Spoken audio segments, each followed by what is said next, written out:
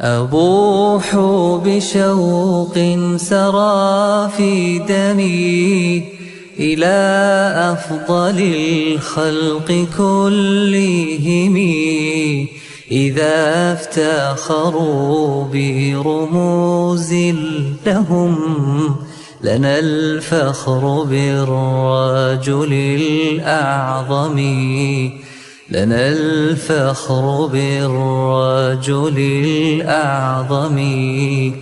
فكم مسه الهم من أجلنا، وكم قد تحمل من آلم، إذا ضاق كونك يوما عليك فصل على المصطفى الهاشمي.